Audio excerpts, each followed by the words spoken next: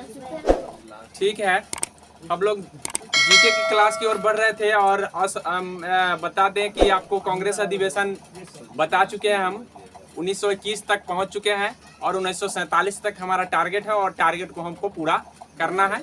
आज हम लग रहा है कि हम अपने टारगेट तक पहुंच जाएंगे। सबसे पहले ये आपको हम बता दें कि कभी भी जीवन में उत्साह होना जरूरी होता है किसी भी चीज़ को करने के लिए। अगर आप जीवन में उत्साहित नहीं होंगे, आपके अंदर जुनून नहीं होगा, तब तक आप अपने लक्ष्य को प्राप्त नहीं कर पाएंगे। दूसरी बात यह है कि जीवन जीना आसान है जब आप ये मान लेते हैं कि हमको बस ये जितना है उतना ही में रहना है। लेकिन थोड़ा सा कठिन कब हो जाता है, जब अपनी एम को हम तय करते हैं। लेकिन जो कठिनता को झेलता है वही जीवन में आगे बढ़ता है। जैसा आप सूर्य को देखते हैं कि हर रोज जलता है, तो हर रोज जलने वाला जो सूर्य है वो हर रोज प्रकाशमान होता है और उसका प्रकाश कभी खत्म नहीं होता। तो आखिर अगर सूर्य सोच ले कि हम जलना बंद कर देते हैं तो शायद सूर्य का नाम कोई जान नहीं पाएगा। पूरी दुनिया सूर्य को जानता है और यहाँ तक हमारी हिंदू रीति रिवाज में उसको पूजते भी है। तो कहीं न कहीं देन सूर्य का भी है कि सूर्य हर रोज जलता है और अपनी समय से जलता है, समय से उठता है, समय से हर चीज करता है। कभी नहीं कहा कि आज हम छोड़ो, आज हम नहीं जाएंगे। यदि कभी प्रकाश देने को जब भी उसका टाइम आया है वो जला है और प्रकाश लोगों को प्रकाशित किया है, क्योंकि वो जानता है कि हमारी राह हर रोज हर जीव देखते हैं, क्योंकि हमसे हर जीव को फायदा है तो वो हर रोज जलना चाहता है। तो हमारे ख्याल से आप ये बात भी समझ गए होंगे कि जब तक आप कठिन परिश्रम नहीं करेंगे तब तक आप आगे नहीं बढ़ेंगे। ठीक है, कहा गया है कि रख हौसला वो मंजर भी आएगा, प्यासे के पास चलकर समंदर भी आएगा। थक कर ना बैठ ऐ मंजिल के मुसाफिर, मंजिल भी मिलेगी और मंजिल का मजा भी आएगा। अर्थात कहने का अर्थ ये है कि अगर आप थक गए आज जीवन में तो आपका जीवन निष्क्रिय हो गया और निष्क्रिय जीवन का कोई मतलब नहीं रह जाता है। जब तक आप एक्टिव है तब तक ही आपका जीवन सरल है। एक्टिवनेस खत्म हो गया, समझिए वो जीवन अब वहीं से आपका डिक्रीज होना शुरू हो जाता है। इसीलिए कभी भी जीवन को अगर अच्छा रखना है तो आपको हमेशा एक्टिव रहना है, क्योंकि मनुष्य का कर्तव्य है एक्टिव होकर रहना। जब तक आप एक्टिव है तब तक आपका जीवन सरल है। एक्टिवनेस खत्म हो गया, जीवन सरल नहीं, दुखदाई ही होता है, अच्छा नहीं होता है। लेकिन लोगों को लगता है कि हम ये काम नहीं करेंगे, आराम से बैठेंगे तो एकदम जीवन आसान हो जाएगा, लेकिन वो जीवन आसान नहीं होता है, वो और सरल और कठिन हो जाता है। याद रख लीजिए, ये बात को समझेंगे। अब हम चलते हैं बिना टाइम गंवाए अपनी जीके की क्लास की ओर। हम आपको बता दें कि 1921 तक हम आपको बता दिए थे। अहमदाबाद में ये अधिवेशन हुआ था। अहमदाबाद गुजरात में पड़ता है और इसी जगह अधिवेशन हुआ था 1921 में, जिसकी अध्यक्षता मिली थी CR दास को, चित्तरंजन दास को। ठीक है, CR दास को, चित्तरंजन दास को। तो चित्तरंजन दास इस समय जेल में बंद थे असहयोग आंदोलन के कारण। असहयोग आंदोलन में पार्टिसिपेशन के कारण उनको जेल में बंद कर दिया गया था अंग्रेजों के द्वारा। अब अंग्रेजों के द्वारा जेल में बंद होने के कारण इनके जगह हकीम अजमल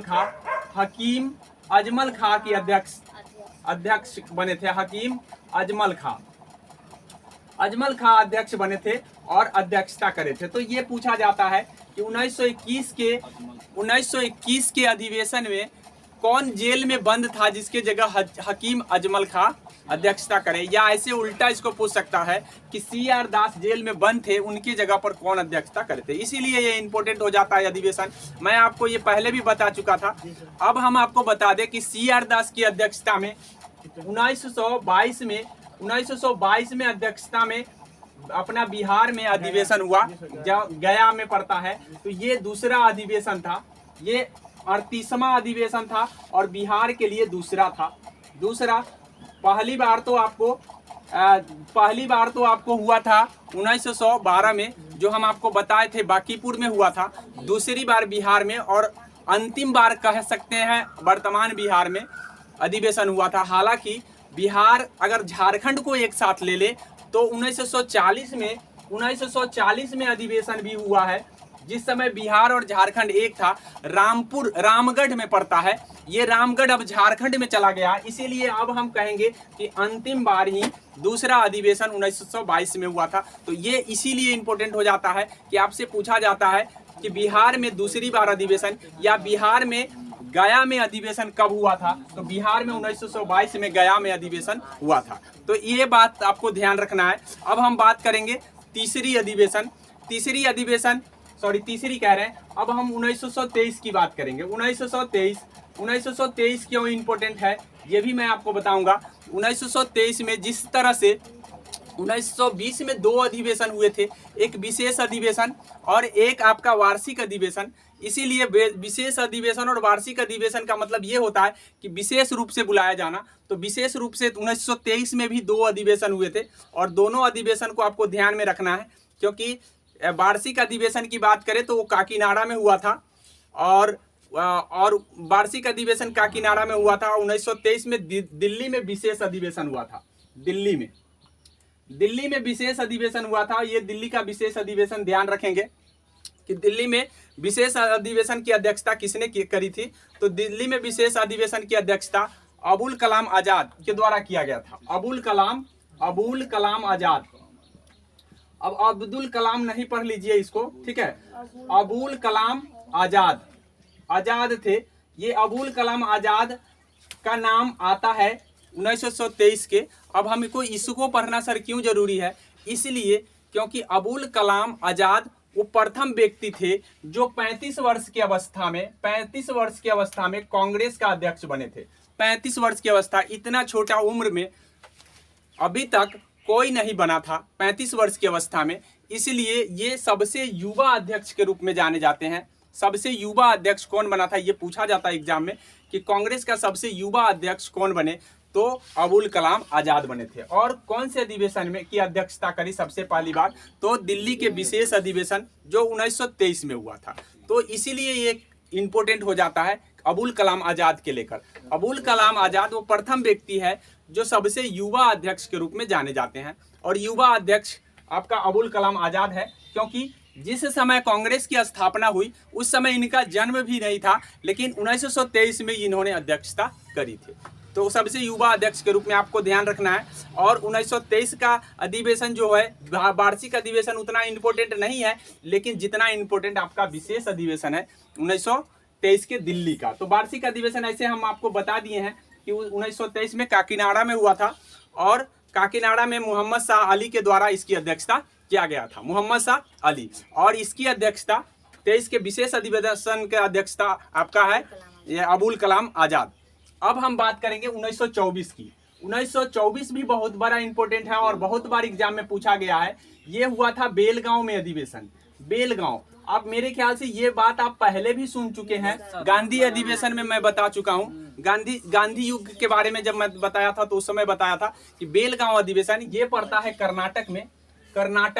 अब ये कर्नाटक जो है कर्नाटक में पड़ता है। और बेलगांव अधिवेशन ऐसा अधिवेशन है जहां गांधी जी मात्र एक बार अध्यक्षता करे थे।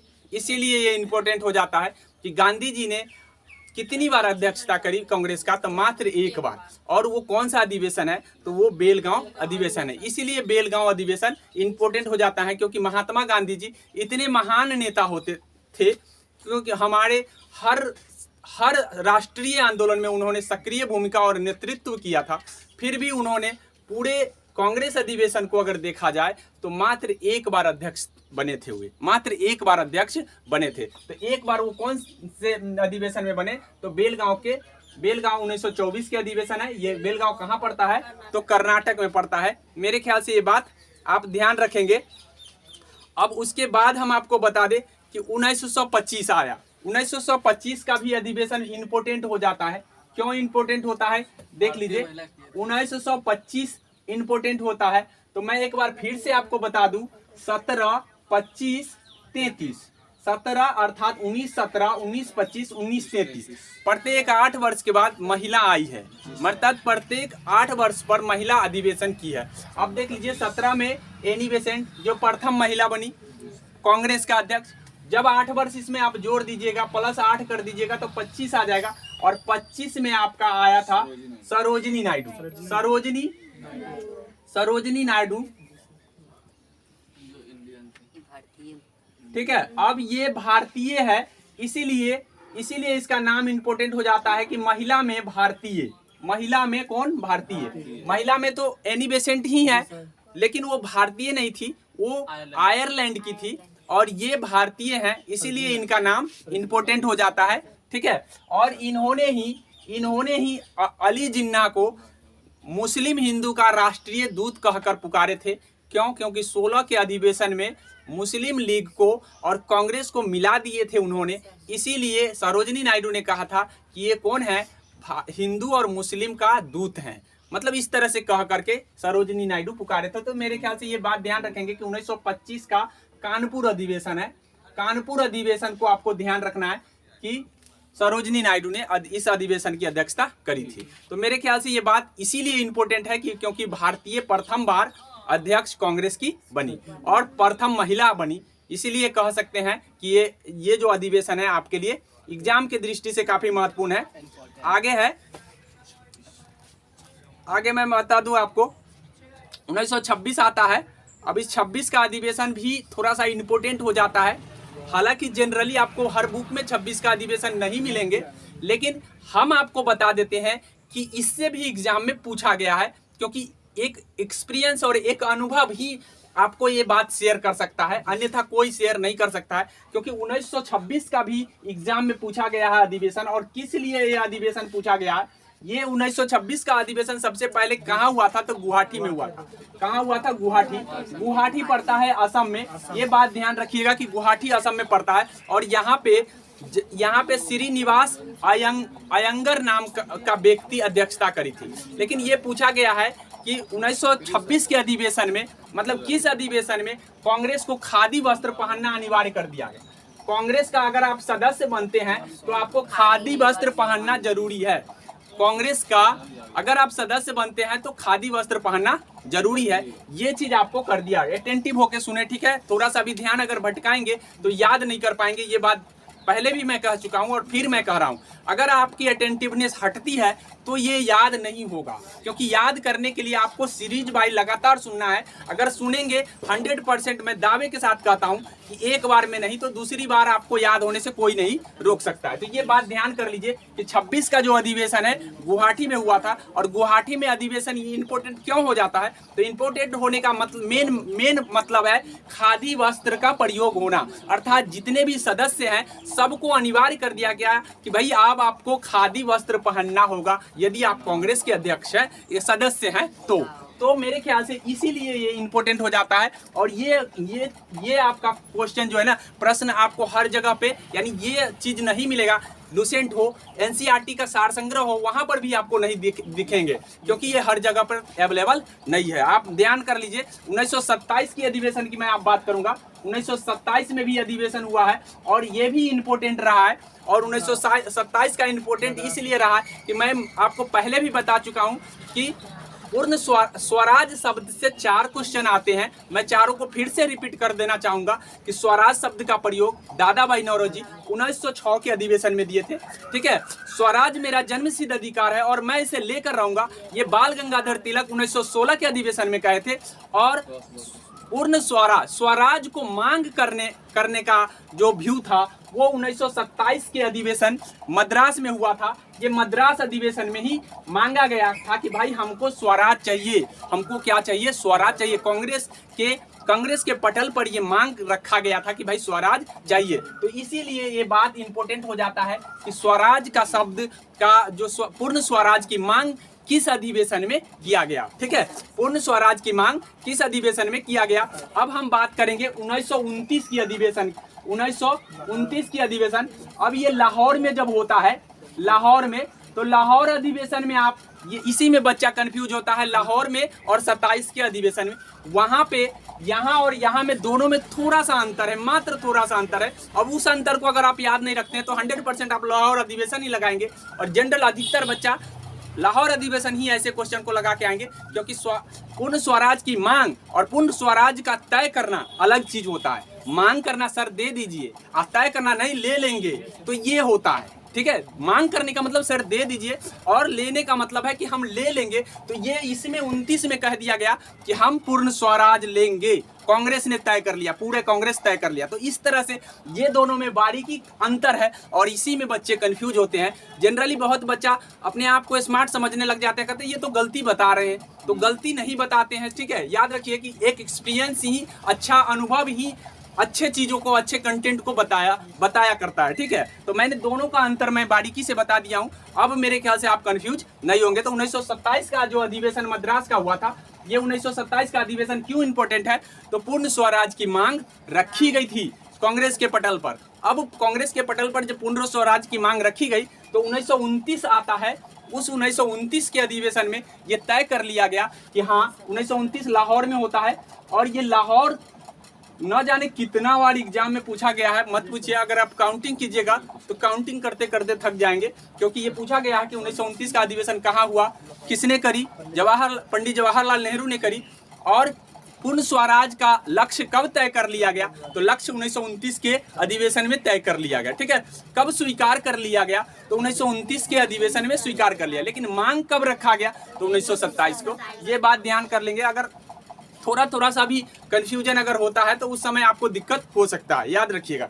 तो 1929 का अधिवेशन और ही बातों के लिए इम्पोर्टेंट है, मैं आपको बताऊंगा अभी। 1929 का जो अधिवेशन है ये कितनी बातों के लिए इम्पोर्टेंट है। सबसे पहले तो इसको लाहौर शब्द आप ध्यान कर लीजिए। ये लाहौर अब जो है ना अपने यहाँ नहीं है, पाकिस्तान में पड़ता है। लाहौर जो है पाकिस्तान में पड़ता है, लेकिन उस समय हमारा भारत विभाजित नहीं था, तो इसीलिए कांग्रेस का अधिवेशन लाहौर में हुआ था। और ये लाहौर में अधिवेशन होने का मतलब है कि इसमें बहुत सारे चीज़ों को तय किया गया। सबसे पहला तय तो मैं आपको बता दिया हूँ कि सबसे पहला तय हुआ था कि हम पूर्ण स्वराज लेंगे, पूर्ण स्वराज स्वीकृत किया गया, पूर्ण स्वराज को, ठीक है, स्वीकार कर लिया गया। मांग के क्या कर लिया गया, स्वीकार कर लिया गया, पूर्ण स्वराज को स्वीकार कर लिया कि हमको पूर्ण स्वराज ही चाहिए। अब डोमिनियन स्टेट से काम नहीं चलेगा। पहले से तो हम मांग रहे थे कि भाई डोमिनियन स्टेट का दर्जा दे दीजिए, डोमिनियन स्टेट का दर्जा दे दीजिए, लेकिन कांग्रेस ने, ब्रिटिश ने नहीं सुना। अब नहीं सुना तो कांग्रेस ने तय कर लिया कि अब हमको पूर्ण स्वराज चाहिए, अर्थात भारत से ब्रिटिश जाना चाहिए और भागना चाहिए, ये बात कहा गया। दूसरी बात हम आपको बता दें कि ये जो है इसमें क्या क्या हुआ था, तो आपको पता होना चाहिए कि 1930 में सविनय अवज्ञा आंदोलन चला था। 1930 में सविनय अवज्ञा आंदोलन चला था महात्मा गांधी जी के नेतृत्व में। लेकिन कांग्रेस ने इसी अधिवेशन में, 1929 के अधिवेशन में, यह तय कर लिया गया कि हम सविनय अवज्ञा आंदोलन चलाएंगे। ठीक है, ये कांग्रेस पहले तय कर लिया। उसके बाद दूसरी बात है 1930 में 26 जनवरी 1930 में प्रथम बार स्वाधीनता दिवस हम मनाए, या स्वतंत्रता दिवस कहिए। प्रथम बार स्वाधीनता दिवस और स्वतंत्रता दिवस हम कब मनाए थे, तो 26 जनवरी 1930 को। इसीलिए 26 जनवरी 1930 को ही, पहले ही 29 में ही, ये लाहौर अधिवेशन में ही तय कर लिया गया कि हम 26 जनवरी 1930 को क्या मनाएंगे, स्वाधीनता दिवस या स्वतंत्रता दिवस मनाएंगे, और मनाया भी गया, याद रखिए। तो इसीलिए ये लाहौर अधिवेशन इंपॉर्टेंट होता है। पूछा जाता है कि किस अधिवेशन में ये तय कर लिया गया कि हम 1930 में स्वाधीनता दिवस या स्वतंत्रता दिवस मनाएंगे, तो ये लाहौर अधिवेशन में ही तय किया गया। सविनय अवज्ञा आंदोलन चलाने का निर्णय किस अधिवेशन में ले लिया गया, तो लाहौर अधिवेशन में ले लिया गया। उसके बाद आपको इतना ही नहीं, आप देख लीजिए कि पूर्ण स्वराज्य को भी तय कर लिया गया, तो लाहौर अधिवेशन में आप तय कर लिया गया। उसके बाद है कि ब्रिटिश के द्वारा जो है, आपको ध्यान में रखना है कि ब्रिटिश के द्वारा गोलमेज सम्मेलन बुलाए गए। गोलमेज सम्मेलन क्या है, ये मैं आपको बता दूं कि गोलमेज सम्मेलन क्या होता है। तो गोल टेबल के चारों तरफ बैठकर एक मीटिंग करना गोलमेज सम्मेलन है, और ये सारा सम्मेलन लंदन में हुआ था। ब्रिटिश के द्वारा बुलाए जाने का पहले से घोषणा था, तो कांग्रेस ने इसी अधिवेशन में तय कर लिया गया था कि मैं किसी भी गोलमेज सम्मेलन में नहीं जाऊंगा, सभी का मैं क्या करूंगा, बहिष्कार करूंगा।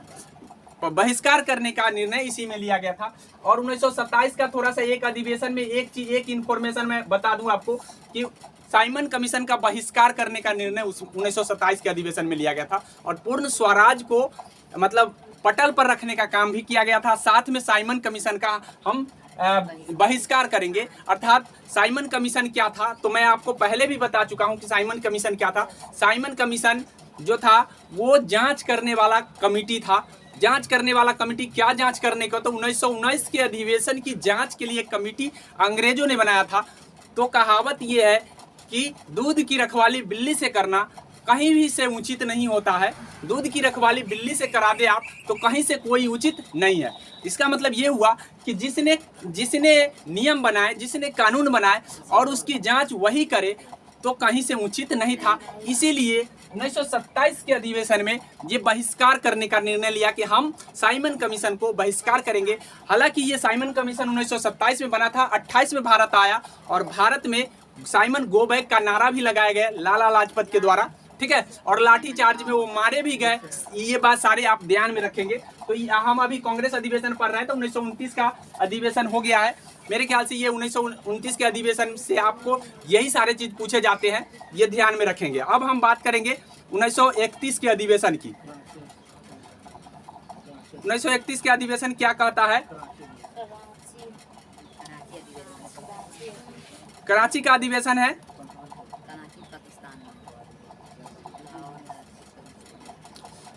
देख लीजिए अब 1931 का अधिवेशन, 1931 कराची अधिवेशन क्यों इंपॉर्टेंट है, मैं आपको बता दूं कि कराची अधिवेशन के इंपॉर्टेंट क्यों हो जाता है। यहाँ पर प्रथम बार मौलिक अधिकार की मांग की गई थी। तो ये पूछा जाता है कि किस अधिवेशन में मौलिक अधिकार की मांग की गई, किस अधिवेशन में, कांग्रेस के किस अधिवेशन में पहली बार मौलिक अधिकार की मांग की गई। मौलिक अधिकार से मतलब है कि हमारे संविधान में अभी मौलिक अधिकार हमें मिले हुए हैं। ये आप शायद पॉलिटी आप पढ़ेंगे तो पता आपको चल जाएगा कि हमारे पास क्या क्या मौलिक अधिकार है, ठीक है। मौलिक अधिकार को जानना जरूरी है। हालांकि ये अधिकार पहली बार डिमांड रखा गया कांग्रेस के पटल पर, तो ये कराची अधिवेशन में, जिसकी अध्यक्षता सरदार पटेल कर रहे थे, सरदार पटेल कर रहे थे, जिसके वल्लभ भाई, वही सरदार पटेल, उन्हीं को कहा गया है, ठीक है। सरदार पटेल कहिए या वल्लभ भाई सरदार पटेल कहिए, सरदार वल्लभ भाई पटेल कहिए, वही है, सरदार पटेल कर रहे थे इसकी अध्यक्षता। तो पूछा जाता है कि नहीं, डिफरेंसेज नहीं, अब वल्लभ भाई, सरदार वल्लभ भाई पटेल इनका पूरा नाम है, ठीक है। चलिए ठीक है, कंफ्यूजन हो तो पूछ लीजिए, लेकिन ये ध्यान कर लीजिए सरदार पटेल भी ऑप्शन में आ सकता है या पटेल सिर्फ आ सकते हैं। उस समय ऑप्शन बनाने वाला थोड़ा सा आपको लॉजिकली जांच लेगा। आप ध्यान कर लीजिए। तो यानी कहने का मतलब है कि ये मौलिक अधिकार की डिमांड किस अधिवेशन में किया गया? 1931 में। कहाँ हुआ था? कराची में। और यहीं पे कहा जाता है कि महात्मा गांधी जी जा रहे थे भाग लेने के लिए। तो महात्मा गांधी जी भाग लेने के लिए जा रहे थे तो क्या उनको ब्रिटिश के द्वारा प्रोवाइड कराया गया एक car, bullet proof car provide कराया गया, क्योंकि आपको पता होना चाहिए कि इसी समय 1931 में ही भगत सिंह, राजगुरु और सुखदेव का फांसी हुआ था। और फांसी हुआ था जिसके कारण जो है लोग पंजाब के वो नाराज थे, मैं बता चुका हूँ ऑलरेडी, ठीक है। नाराज होने के कारण क्या है कि उनको जो है ना ब्रिटिश ने क्या कर दिया था, बुलेट प्रूफ कार जो है प्रोवाइड किए थे कि जाएं। और ये गए थे तो उसी अधिवेशन में, कराची अधिवेशन में ही ये कहे थे कि गांधी मर सकता है, गांधीवाद नहीं। गांधी मर सकता है लेकिन गांधीवाद नहीं। पूछा गया है एग्जाम में कि गांधी मर सकता है, गांधीवाद नहीं, ये मतलब कांग्रेस के किस अधिवेशन में महात्मा गांधी जी बोले थे? तो कराची अधिवेशन में बोले थे। तो मेरे ख्याल से ये बात आप समझ गए होंगे। अब हम आपको बता देते हैं 1932 का अधिवेशन। 1932 का अधिवेशन जो हुआ था ये आपका हुआ था दिल्ली में, और ये इसकी अध्यक्षता मदन मोहन मालवीय किए थे। मदन मोहन मालवीय। आप 3 बार कहाँ देख लिए? 2 बार होगा, 2 बार ही हुआ, ठीक है। एक बार 1909 के अधिवेशन में मैं बताया था, और एक बार अभी हम दूसरी बार बता रहे हैं आपको 32 में। तो थोड़ा सा इस बातों पर भी ध्यान रखें कि भाई मदन मोहन मालवीय कितनी बार आ रहे हैं, उसके बाद आपका जो पंडित जवाहरलाल नेहरू है वो कितनी बार आ रहे हैं, उसके बाद दादा भाई नौरोजी कितनी बार आ रहे हैं, तो ये पूछे जाते हैं। ध्यान में रख लीजिएगा थोड़ा सा। अगर आप लगातार 2 बार सुन लीजिएगा तो मेरे ख्याल से आपको पता ही चल जाएगा। उसके बाद आपको पता चल जाएगा कि कहाँ कहाँ कौन कितने बार किए हैं। तो ये दूसरी बार हम इनकी चर्चा कर रहे हैं। अभी तक एक बार 1909 के अधिवेशन में हमने इनका चर्चा किया था, और दूसरी बार हम कर रहे हैं 1932 के अधिवेशन। तो 1932 के अधिवेशन में मदन मोहन मालवीय अध्यक्षता करे थे, लेकिन इन्होंने किया नहीं था, ये भी जेल में बंद थे, तो इसीलिए ये इंपॉर्टेंट हो जाता है। जैसे सीआर दास के समय सीआर दास बंद थे, उसी तरीके से यहाँ पे उस समय असहयोग आंदोलन के कारण बंद थे। ये हो गए सविनय अवज्ञा आंदोलन के कारण। सविनय अवज्ञा आंदोलन चलाए थे, जिसके कारण ब्रिटिश के पुलिसों ने क्या कर दिया, इनको बंद कर दिया। अब बंद कर दिया तो कोई ना कोई अध्यक्षता करेंगे ही, तो उनके जगह पर कौन किया था, तो अमृत रणछोड़ दास, अमृत रणछोड़ दास, ठीक है। एक बार हकीम अजमल खां का नाम आता है जो जेल में बंद होने के कारण किए थे, और दूसरी बार आपको अमृत रणछोड़ दास। तो अमृत रणछोड़ दास और हकीम अजमल खान इंपोर्टेंट है। क्यों इंपोर्टेंट है कांग्रेस के अधिवेशन के लिए? क्योंकि जेल में बंद होने पर इन्होंने अध्यक्षता करी थी। तो मेरे ख्याल से ये बात आप ध्यान रखेंगे। अब 1933 की बात कर लें। 1933 भी इंपोर्टेंट हो जाता है।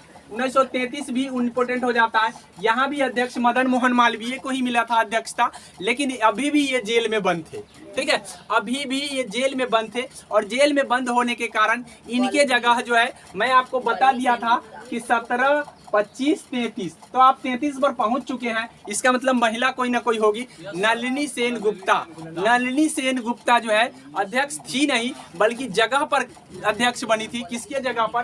तो आप मदन मोहन मालवीय की जगह पर इन्होंने अध्यक्षता करी थी। नलिनी सेन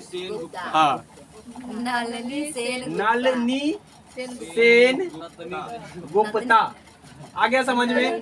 तो कांग्रेस के इतिहास में 3 ही महिला है जो अध्यक्ष बनी थी, सरोजिनी नायडू, एनी बेसेंट और नलिनी सेन गुप्ता। तो मेरे ख्याल से ये बात आपको याद हो गया होगा कि 3। अब ये अधिवेशन कहाँ हुआ था? तो कोलकाता में हुआ था। 1933 का अधिवेशन कोलकाता में, और 1932 का अधिवेशन कहाँ हुआ था?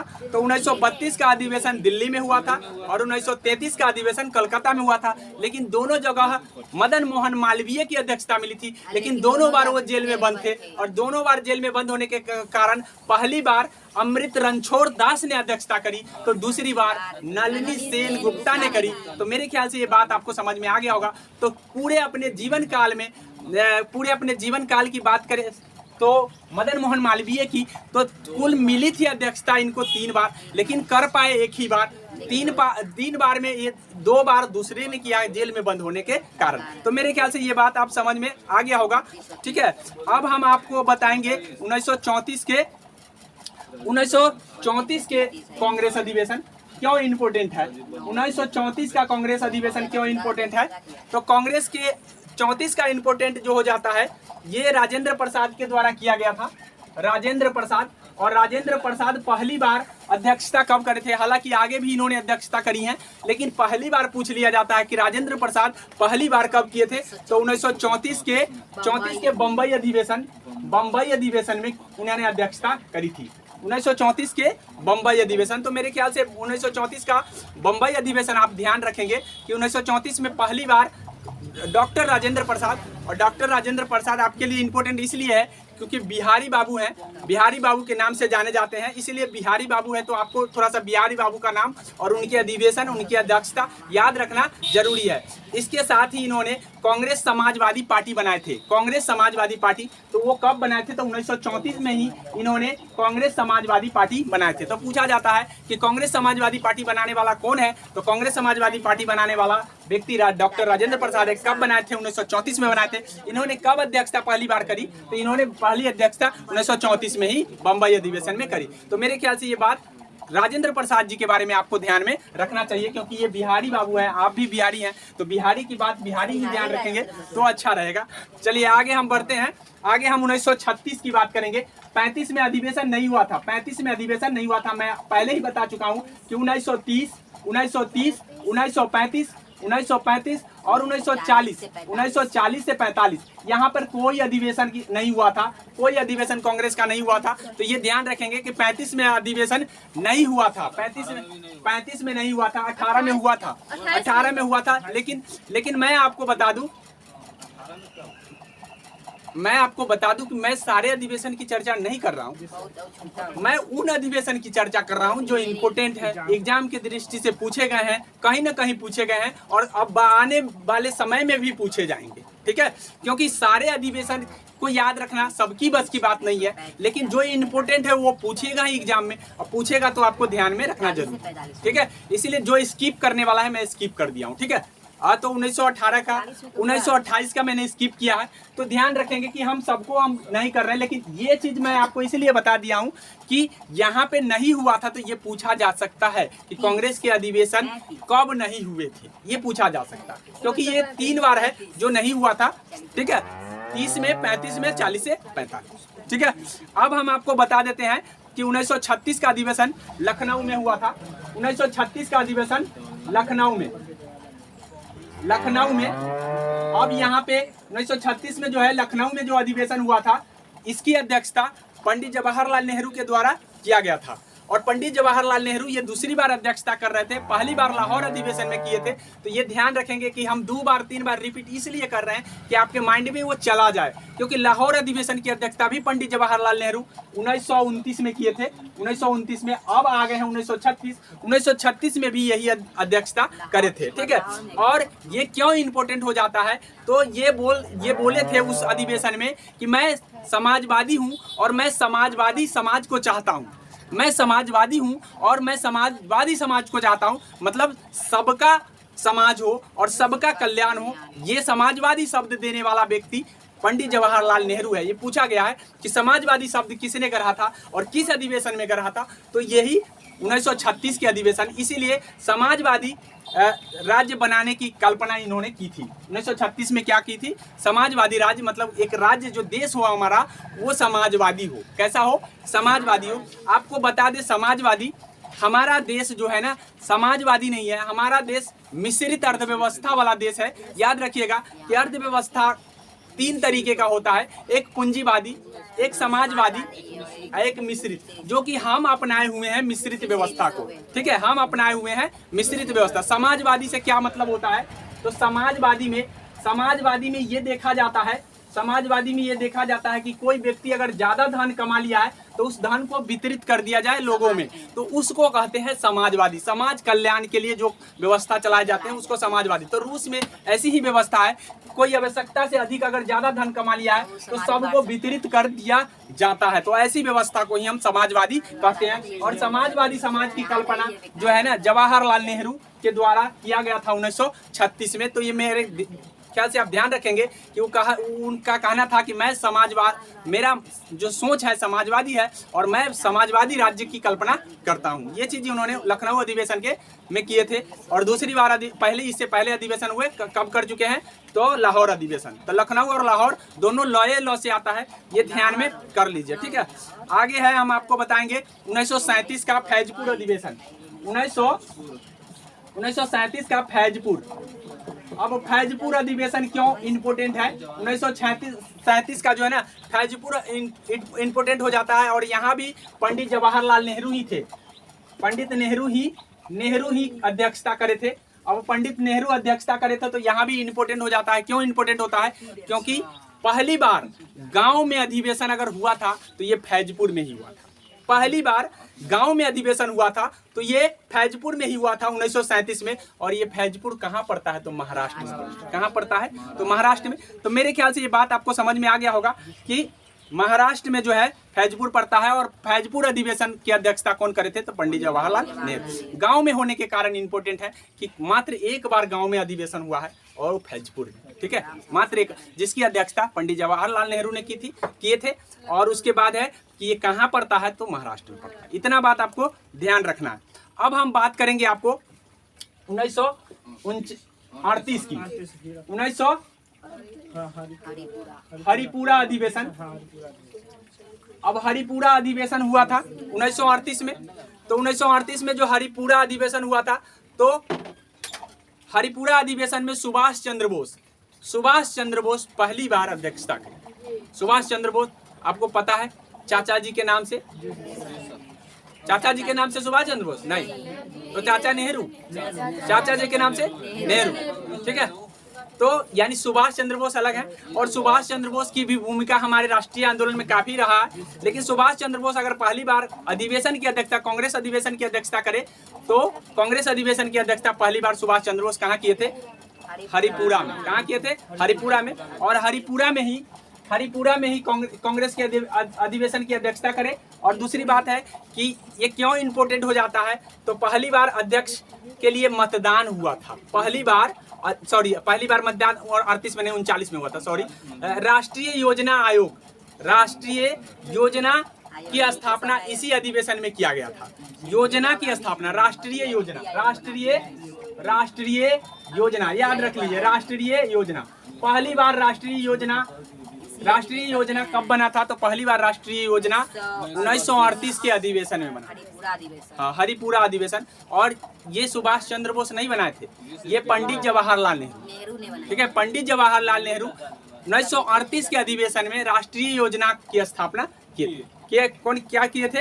राष्ट्रीय योजना। तो पहला बार नेशनल प्लानिंग हुआ था, पहला बार नेशनल प्लानिंग सुन लीजिए, पहली बार नेशनल प्लानिंग हरिपुरा अधिवेशन 1938, हरिपुरा अधिवेशन पंडित जवाहरलाल नेहरू के द्वारा। हालांकि अध्यक्षता कौन करे थे? सुभाष चंद्र बोस, लेकिन बनाए किसके द्वारा गए थे? तो पंडित जवाहरलाल नेहरू। अब हम बात करेंगे 1939 त्रिपुरी में हुआ था, ठीक है। अब त्रिपुरी में हुआ था तो त्रिपुरी संकट के नाम से भी जाना जाता है। मैं आपको बता चुका हूं पहले भी कि त्रिपुरी संकट क्या होता है। तो अध्यक्ष पद के लिए हो गया था भिराव, अब इसीलिए इसको त्रिपुरी संकट के नाम से जाने जाते हैं। जिस समय पहली बार अध्यक्ष के लिए मतदान हुआ, अध्यक्ष के लिए, किसके लिए? अध्यक्ष के लिए मतदान, ठीक है। अध्यक्ष के लिए मतदान, अर्थात कहने का मतलब है कि अध्यक्ष का चुनाव मतदान के द्वारा पहली बार हुआ, ठीक है। इससे पहले चुनाव नहीं होते थे अध्यक्ष के लिए, मान लिया जाता था कि हाँ फलना अध्यक्ष बनेंगे। लेकिन उस समय दो कैंडिडेट खड़ा हो गया। गांधी जी चाहते थे कि हमारा आदमी बने, सुभाष चंद्र बोस के आदमी चाहते थे नहीं कि सुभाष चंद्र बोस बने। ऐसी परिस्थिति में दोनों तरफ भिड़ाव हो गया। दोनों का कद अपने अपने जगह ऊंचे थे, दोनों अपने अपने जगह बाहुबली थे।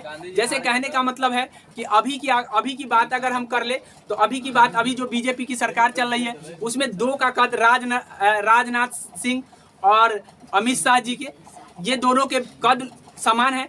तो उस समय क्या होगा, जब दोनों में मनमुटाव आएगा तो वो कहेगा हम बनेंगे अध्यक्ष, वो कहेगा हम अध्यक्ष बनेंगे। तो ऐसी परिस्थिति हो गई उस समय। किस समय? जब 1939 के त्रिपुरी, तो इसीलिए इसको हम त्रिपुरी संकट। लेकिन इतनी ही बातों से, मतदान की बातों से त्रिपुरी संकट नहीं हुआ। जब मतदान हुआ तो गांधी जी की तरफ से पट्टाभी सीतारमैया भाग लिया, और पट्टाभी सीतारमैया एक तरफ से सुभाष चंद्र बोस थे। लेकिन सुभाष चंद्र बोस जीत गए और पट्टाभी सीतारमैया हार गए।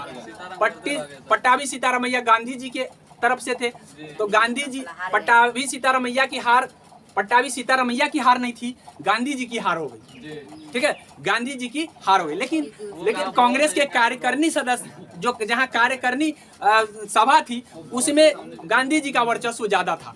तो जिसके कारण कुछ दिनों तक सुभाष चंद्र बोस ने काम किया। लेकिन अब जब कार्यकारिणी सदस्य उसमें ज्यादा होंगे तो बहुत सारे लोग क्या कर दिए, इस्तीफा देने लग गए।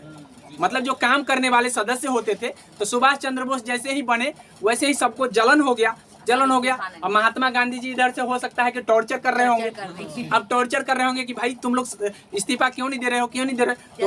तो लगभग हमको लग रहा है कि कार्यकारिणी सदस्य क्या कर दिए, इस्तीफा दे दिए। अब ऐसी स्थिति को देखकर सुभाष चंद्र बोस ने भी इस्तीफा दे दिया। अब इस्तीफा देने के कारण जो है ना, इस संकट को हम त्रिपुरी संकट के नाम से नहीं बना, दूसरा कोई बना। हाँ, तो उसके बाद डॉक्टर राजेंद्र प्रसाद को बनाया गया, डॉक्टर राजेंद्र प्रसाद बने, ठीक है। फिर राजेंद्र प्रसाद त्रिपुरा में बने हैं अध्यक्ष। उसके बाद, ठीक है। हालांकि पट्टाभी सीतारमैया नहीं बने, त्याग पत्र देने के बाद भी डॉक्टर राजेंद्र प्रसाद, क्योंकि गांधी जी समझते थे, क्योंकि गुजराती न थे, आप प्रधानमंत्री भी अभी गुजराती है, तो गुजरात के आदमी थोड़ा सा अपने आप में चालाक होते हैं, जानते थे कि एक बार तो इज्जत हो चुके हैं, दूसरी बार भी इज्जत होने जाए तो फिर दिक्कत हो जाएगा। तो ऐसी परिस्थिति में खैर ये तो कमेंटबाजी है, जहाँ क्या हुआ नहीं हुआ मैं आपको सिर्फ एग्जाम के फैक्ट से बता रहा हूँ, ठीक है। लेकिन थोड़ा सा इंटरटेनमेंट हो जाता है तो बढ़िया रहता है, तो ये ध्यान रखेंगे, ठीक है। 1939 के त्रिपुरी संकट क्या है? त्रिपुरी संकट जो है ना, अध्यक्ष पद के लिए लड़ाई है। अब इस लड़ाई में सुभाष चंद्र बोस की जीत हुई, लेकिन जीत के भी हार जाना, इसी को कहते हैं कि जीत गए फिर भी वो हार गए, क्योंकि लास्ट में उनको इस्तीफा देना पड़ा, ठीक है। अभी भी प्रधानमंत्री जी बन जाए, बहुत ईमानदार हो जाए, और ईमानदार होने के कारण उनका जो जितना भी कार्यकारी लोग हैं, अगर वो उनको टॉर्चर करने लग जाए तो उनको इस्तीफा देना पड़ेगा कि भाई हमसे काम नहीं हो पाएगा। क्यों? क्योंकि हम तो ईमानदार है, यहाँ पे बैठे लोग करप्ट है।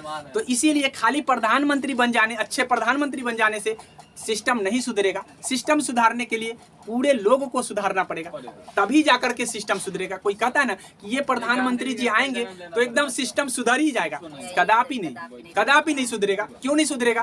क्योंकि आपको पता होना चाहिए कि सारा दबाव कार्यकारिणी सदस्य का होता है, सारा काम कार्यकारिणी सदस्य होता है। प्रधानमंत्री जी तो सिर्फ रोल निभाते हैं डायरेक्शन देने का, लेकिन जब डायरेक्शन आप देंगे और डायरेक्शन मानने वाला लोगों की संख्या ज्यादा, न मानने वाले लोगों की संख्या जब ज्यादा हो जाता है, तो उस परिस्थिति में जो ईमानदार व्यक्ति है उसको भी करप्ट बनना पड़ जाता है, नहीं तो हटना पड़ जाता है। तो मेरे ख्याल से ये बात आपको समझ में आ गया होगा। शिक्षा क्या चीज होती है इसी से पता चलता है। अब हम आपको 1939 की बात कर चुके हैं, 1940 की बात करेंगे। 1940 आता है, फिर से आ जाते हैं अबुल कलाम आजाद, फिर से आ जाते हैं अबुल कलाम आजाद। और 1940, जैसा कि आपको बता दें कि 1939 में द्वितीय विश्व युद्ध हो गया था। अब द्वितीय विश्व युद्ध हो जाने के कारण 1940 से 1945 तक चला था ये द्वितीय विश्व युद्ध। 45 तक कांग्रेस का कोई अधिवेशन नहीं हुआ। कारण इसका यही था कि यहाँ अंग्रेजी शासन चल रहा था, और अंग्रेजी शासन चलने के कारण जो है ना, अंग्रेज लोग चले गए थे कहाँ? द्वितीय विश्व युद्ध में लग गए थे, और इधर से भारतीय लोग लग गए कि भाई भागो, भगाने में लग गए। तो ऐसे बीच स्थिति में उथल पुथल बहुत ज्यादा हुआ, और उथल पुथल ज्यादा होने के कारण 1940 से 1945 तक कोई अधिवेशन नहीं हुआ। तो इसीलिए 1940 से 1945 तक का अध्यक्ष कौन? अबुल कलाम आजाद बन गए। कौन बन गए? अबुल कलाम आजाद। तो अब ये एग्जाम में पूछ लिया जाता है कि सबसे युवा कौन बने? तो अबुल कलाम आजाद। सबसे युवा कौन बने? तो अबुल कलाम आजाद। और सबसे ज्यादा दिन तक कौन रहे? तो अबुल कलाम आजाद। और जिस समय भारत छोड़ो आंदोलन शुरू हुआ उस समय कांग्रेस का अध्यक्ष कौन थे? तो अबुल कलाम आजाद। तो ऐसे क्वेश्चन पूछे जाते हैं। अगर ये डेट आपको याद है तो 100% ऐसे जवाब आप दे पाएंगे, ठीक है। तो मेरे ख्याल से ये 1940 का इंपॉर्टेंट हो जाता है। अब 1946 में आता है कांग्रेस का अधिवेशन। इस समय जेबी कृपलानी,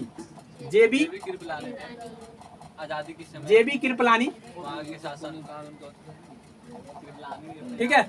अब ये ध्यान रखिएगा कि 1946 के अधिवेशन में जेबी कृपलानी की अध्यक्षता हुई, और 46 से जब तक देश नहीं आजाद हुआ तब तक अध्यक्ष बने रहे। और 47 में दिल्ली का विशेष अधिवेशन होता है दिल्ली में, और दिल्ली में डॉक्टर राजेंद्र प्रसाद, ये तीसरी बार है जो राजेंद्र प्रसाद अभी बनते हैं दिल्ली में, ठीक है। राजेंद्र प्रसाद अध्यक्षता करी। पहली बार अध्यक्षता कब करी थी बता सकते हैं कोई? हाँ, 1934। दूसरी बार करे जब सुभाष चंद्र बोस जी त्याग पत्र दे दिए, और तीसरी बार 1947 विशेष अधिवेशन करे। हालांकि 1947 में हमारा देश आजाद हुआ, लेकिन आजादी के समय कृपलानी थी, ठीक है। कौन? नहीं, वायसराय लॉर्ड माउंटबेटन था। जिस समय हमारा देश आजाद हुआ उस समय लॉर्ड माउंटबेटन था, ठीक है, याद रख लीजिए, लॉर्ड माउंट। अब हम इसके बाद आपको पढ़ाएंगे यही गवर्नर, क्योंकि गवर्नर से पूछे जाते हैं सवाल, और मैं इस गवर्नर को चाहता हूं कि पूरा जिस तरह से मैंने कांग्रेस अधिवेशन की धज्जियां उड़ा दिया, उसी तरीके से मैं उसका भी धज्जियां उड़ाना चाहूंगा, ठीक है। मैं अपनी बातों को एंड करता हूँ।